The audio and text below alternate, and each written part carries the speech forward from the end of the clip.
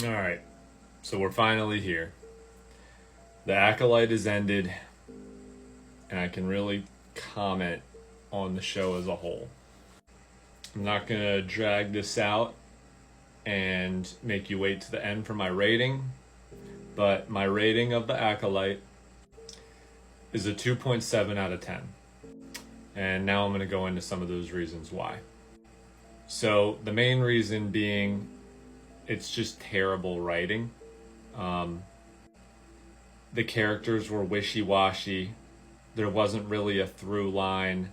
A lot of the acting was bad, but it's hard to pin that on the actors with what they were given with for a script. So I won't say that the actors are bad. I think the actor of Chimere and about 60% of Soul did a really good job, even amidst some pretty bad writing for most of the characters. And I mean, what was it, $160 million budget, and I think the longest episode was like 50 some minutes. Most of the episodes were between like 35 to 40 minutes, give or take, somewhere around there. I think I saw somebody on Twitter had broken down the math, and it was like $1 million a minute or something like that. So when you have a show that is that expensive, you would expect the pacing and things like that to be a lot better.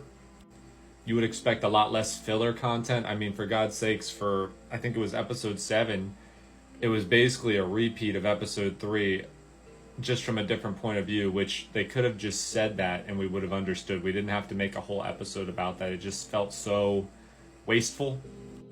And I mean, May changed her mind on helping the Jedi and then not helping the Jedi and this, that, and the other, at least like 4 times in like episode 5, which was the best episode. I think so. I think that was the one that was named Night, the one that had the big battle where they revealed the Sith Lord.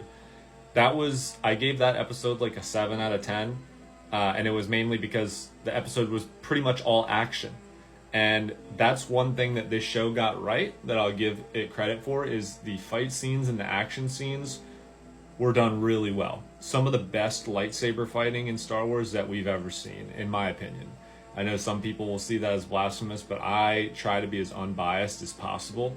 I, of course, will always default to source material, George Lucas Star Wars, as my barometer for a show in a lot of ways.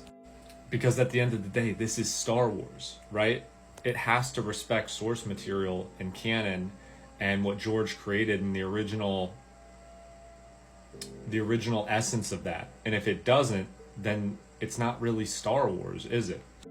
So I don't mind that people like this show, even if you take the canon undermining and the blatant disrespect and spitting in the face of George Lucas that this show did.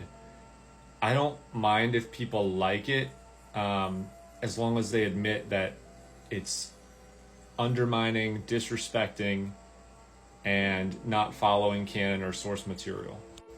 But even if you did admit and accept that, I would still disagree with you that the show was good on a fundamental level, even outside of Star Wars. Just pretend this isn't even a Star Wars show. This is just a completely new show. I think the writing was really bad, really sloppy. Pacing was really bad. The lines that some of the actors were given, I just couldn't have cared really less about the characters of May and Osha. And mind you, they're the main characters of the show. They tried to put these girls almost in the same class or the same, at least, universe, no pun intended, as Anakin Skywalker, being that they were created by the Force. Albeit through the mother, but she used the Force to create them, which has never been done. And their midichlorian count, or M count, according to Torben, was massively high. And they didn't put out a number, and I think they did that for a reason. Yeah.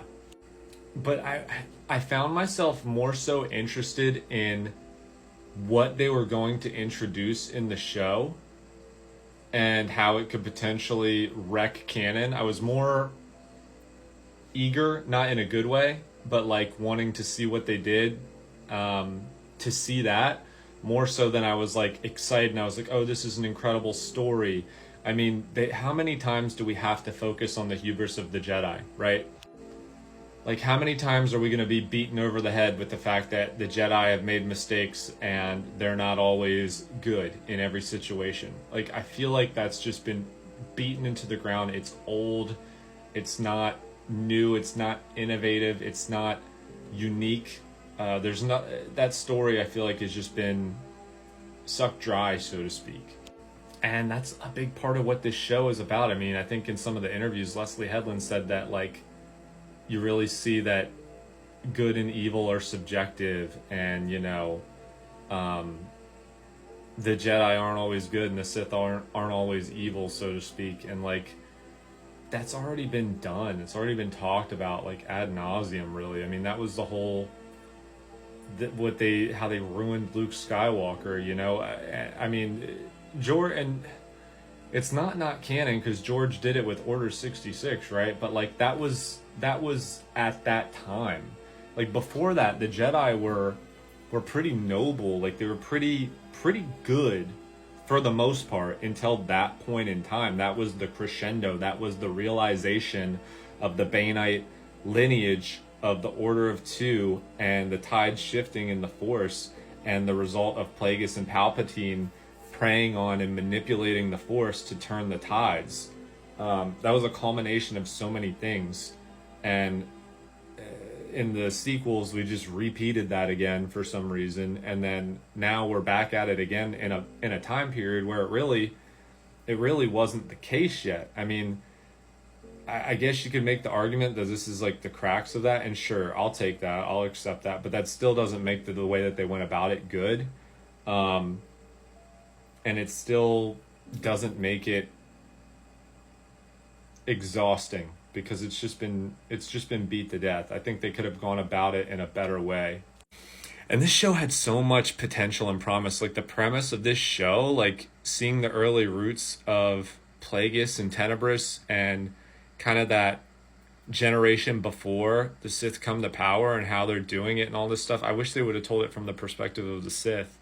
There's so much rich lore and content to be explored there. So like, the show itself had so much potential.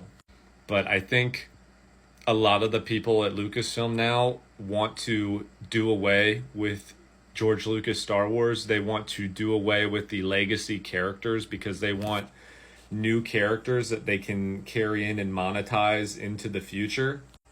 And I understand that from a business perspective, but it's a little early for that. You don't have to do that yet. Like with the Darth Vader comics, with some of the stuff in the High Republic, a show about a young Palpatine or Plagueis, like, you can drag those legacy characters out for so much longer because there's still so much content that people love. Like some of the literature, even some of the legend stuff, like, it's so compelling and good and rich, and it still connects with the main story, and it still respects original Star Wars, and you can still use that to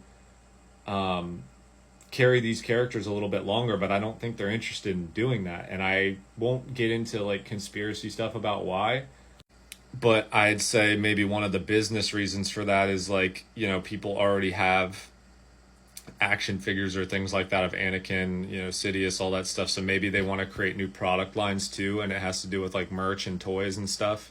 That could be one element of it. I see the motivation to want to push and create new characters. Anyway, we're almost at the 10-minute mark here. I am just really disgusted with the way that the show undermines Anakin, with the way that the girls were created by the Force and their power, and how that kind of undermines Anakin coming into, and that it undermines Plagueis in the sense that he learned from these Force witches. That's how he learned to manipulate the Force and manipulate life. It just undermines so much, and it's so poorly done, and it just spits in the face of George Lucas Star Wars, the source material canon Star Wars. It's really a disaster in that sense, in my opinion. If you liked it and all, good, that's great, good for you. But this show is not. It's not Star Wars. It deviated too far from it. It disrespected canon too far from it. It doesn't respect the source material. Now Yoda knows that there was a Virgins in the Force and a bunch of Jedi dead. So, I mean, that's my thoughts. Let me know what you guys think in the comments. For me, 2.7 out of 10. Let me know your rating. Let me know your thoughts. Peace.